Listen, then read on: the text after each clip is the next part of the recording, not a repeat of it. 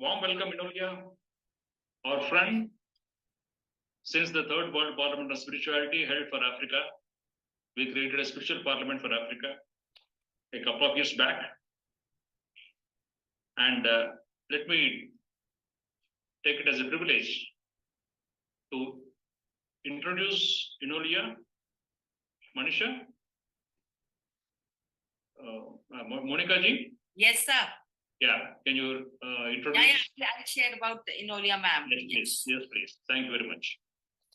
So let me introduce Enolia, ma'am.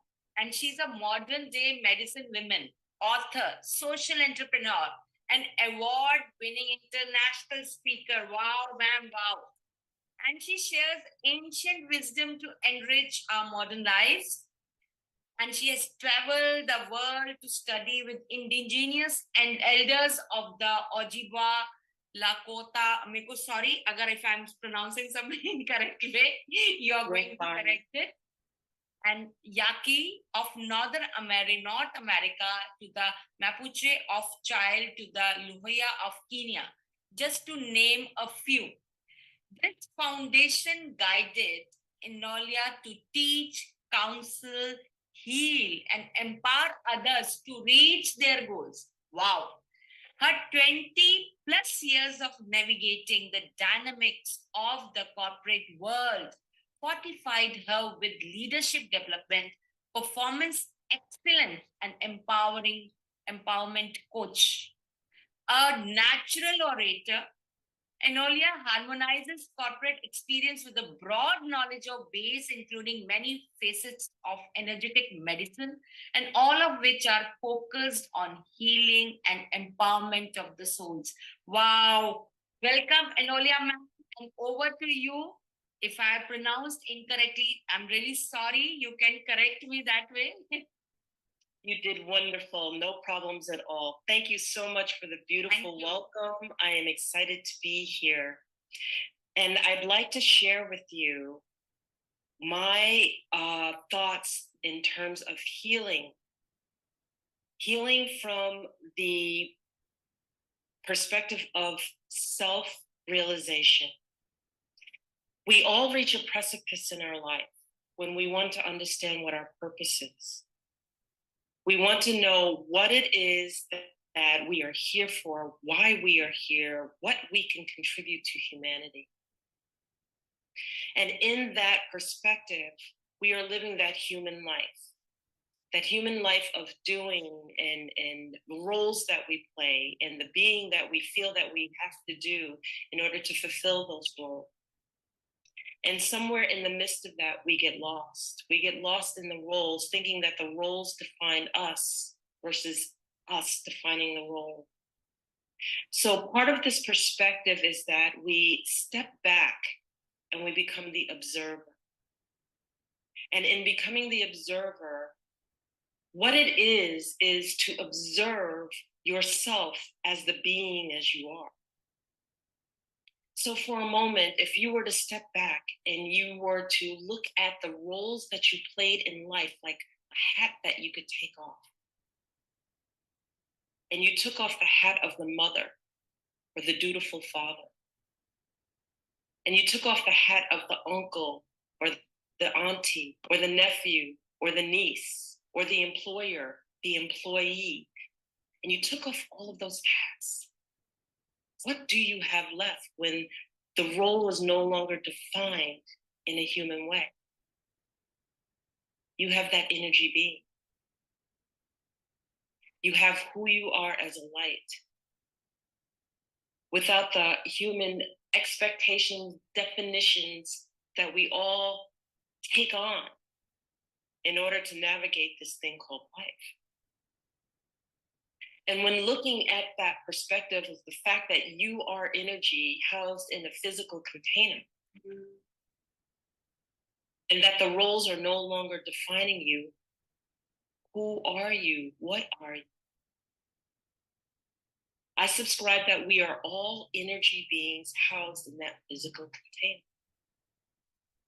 And then once you're able to introspect and understand that that's where you start, that's where we begin. And that what we are, who we are at the heart of it all, of that energy, that love, that light, that amplification of energy, then no matter what role that you put on, the father, the mother, the niece, the nephew, the employer, the employee, what you are at the core of who you are amplifies through the role. That's where we want to be. And to be conscious of it, to be conscious of the fact that that's where we are, that's who we are, is the goal. It's akin to taking your shoes off and walking barefoot. When you're walking barefoot, every step of the road that you take, you're conscious of it because you're barefoot. Because you want to know and notice what's under your feet.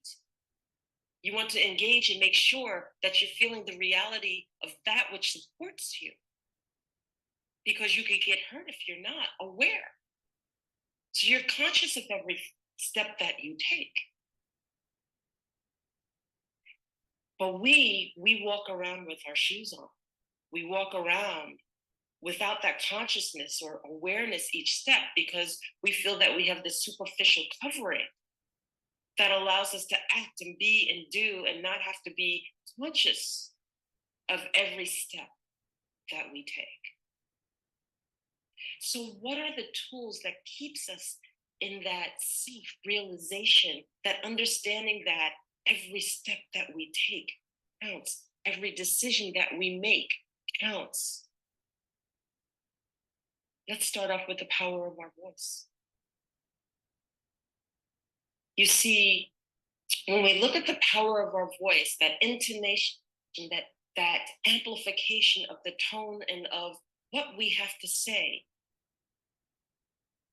if we understand that that's important, that's one part of it. But what we're not taking into consideration at times is the amplification and the recording of what we have to say. So Dr. Masaru Emoto shared through his work that water records. And if water records, the resonance and amplification of words, whether they're verbal or written, it's capturing everything that we say. It's capturing everything that we think. Water records. This is why when you bless water, that the water actually physically changes its state based on that amplification. And if you're not familiar with Dr. Masaru's work, I would suggest to take a look at it. It's remarkable. So we know that the recorded word, if positive and attached to water, sits for 3 days, that it actually crystallizes. It changes the state of the water. And if it's a negative word, it changes the state of the water over 3 days. So understanding that, how is the power of our voice affecting the waters of our body? How are we recording that which we think, which we amplify, which we resonate in the waters of our body? Notice. That is part of our tool set of understanding that what we say counts. What we think is meaningful, and it is recorded in our bodies. And it has purpose. And that which we are recording is that which we are amplifying. So wouldn't you want that amplification and that engagement to be in the most positive of manners as we walk and navigate through life? Another tool would be fear and how we define it. I love to define fear very, very distinctly. Fear is when we are out of our boundary of comfort. This is not to say that when we're afraid and we are given a warning sign that, okay, we are in bodily harm's way, possible harm's way. And so therefore our instinct goes up and we come into a survival mode. But even then, fear can't be present because when it's present, we are unable to respond. And until we get over the fear, then we actually act on that survival mode because fear paralyzes. So we actually move the emotion of fear aside in order to act and survive and do and be. So if we take that side away and we look at our comfort zone, and it's just us sitting in the comfort zone of where our limited boundaries would allow us to be based on our limited thinking. When we redefine fear, all we're doing is redefining that boundary. Going beyond the precipice of that boundary, expanding our boundary, releasing the limited thinking that creates that boundary. So another part of that self-awareness is understanding where our boundaries reside and expanding them, moving them, and making them ever so grand to operate. The third tool I would subscribe is how we handle and process judgment. Judgment is something that is projected onto us every day. Judgment is something that we exercise every day. But the moment that judgment is projected onto us and we attach emotion to that judgment, taking on what has been projected onto us as our truth, we've just given our power away. We've just given our power away because we're subscribing to something that may or may not be our truth just because it was projected onto us. So how we handle that perspective is another tool of self-awareness. How we choose to perceive life and look at life. Whether we have a beautiful view or a negative view, either takes us from our balance of navigating through life or not. So understanding that also makes a difference. Then there is just facing our limited belief structure. What is it that would have us stop at a certain point or a certain boundary that we have attained the perspective of, whether it's based on culture, our upbringing, our circumstance, how we've engaged, how we've been rejected. All of these aspects right around us, establishing our belief system, how we've read, the expansion of our knowledge, how we've engaged, the experiences that we took on, and the response to them. Again, our belief system. And then one of the most important tools is that tool of forgiveness. Because forgiveness is freedom. Forgiveness defines how we view life. Forgiveness either allows us to lift the veil of pain in order to view life, or keep the curtain down. And when that curtain is down, our view is tainted. And when our view is tainted, it is biased. And when it is biased, it does not allow us to engage and cultivate decisions based on the inputs that we've received, but instead the pain that we've gone. All of the tools that I've named are tools that we already possess. We do not have to go outside of ourselves in order to work with these tools, glean these tools, and cultivate these tools to bring our self-awareness so acutely in and aware and heightened that when we walk and we navigate through life, we can see what's coming at us and how to navigate and how not to just automatically react, but to step back and let things unveil. This is all part of our self-awareness toolkit, healing, and journey. Because if I know that I've been traumatized, then I know that I'm looking through and looking at life through that trauma. So I can reflect inward and address the trauma and work on that trauma and heal that child that's been hurt within. Embrace her and let that child know I'm able to survive and move forward and engage in life. And it doesn't have to be through the eyes of this pain.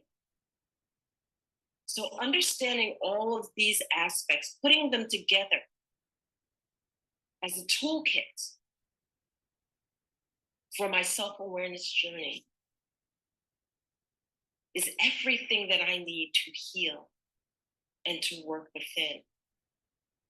And it allows me to come and step into my power. And that power has nothing to do with power over anyone, controlling anyone, or external to me, but it has to do with the power within me to stand in my truth, to understand where my limited belief system is, to understand how I handle and process judgment, how I redefine fear, to understand that my voice is powerful and engage it. And it allows me to stand up in my truth, in my power, independent of outside biases, but just looking from that divine within.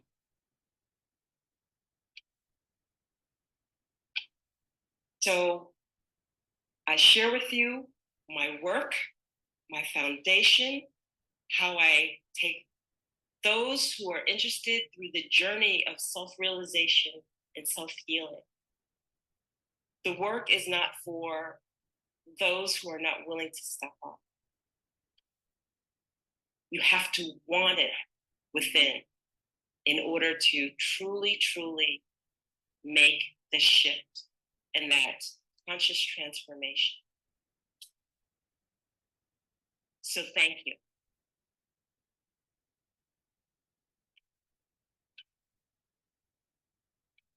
Thank you so much, Enolia ma'am. Such a wonderful talk you have given and the beautiful toolkit that you have provided to us.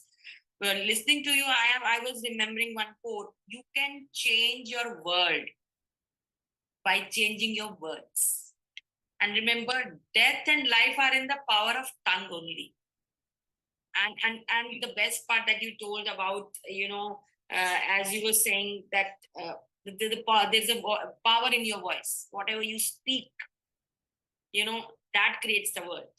And then you talked about the comfort zone. Then you talked about the unlimited potential that we have. We can create anything at the moment of time. And the tool that you give, that judgment, we always, every time, every moment, we are judging people. People are judging us and we add emotions to it. I completely agree with you. That is what it is. And the best part that you talked about, the tool of forgiveness. Wow. That is the way you are free from all the traumas, the fears, the anxiety. That is the best tool of, for self-awareness.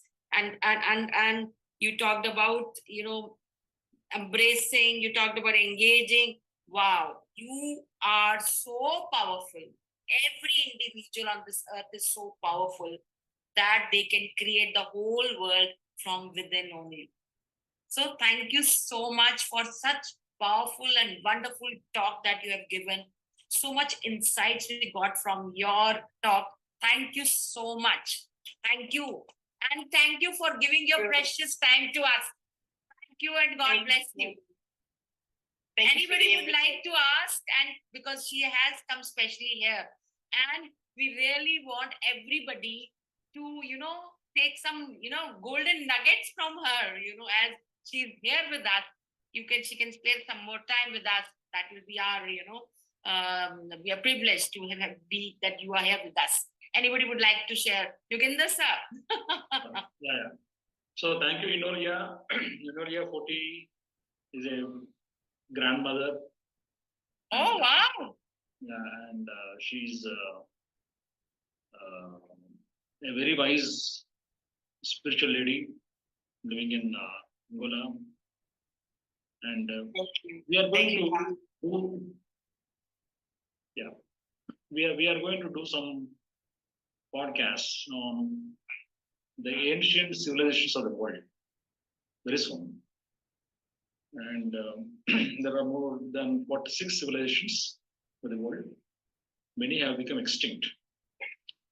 But the major civilizations like Greco-Roman, Egyptian, Mesopotamian, Indus Valley,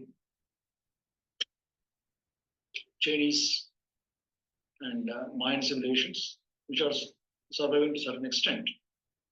And remaining small civilizations like Hittite, Mettite civilizations, and so many pagan civilizations of Europe, the Aboriginal and Maoris, the many Red Indian, Yaqui Indian civilizations have become much extinct.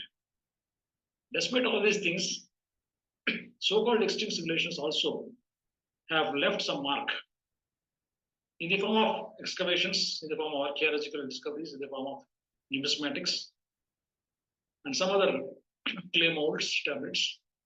They have left some mark.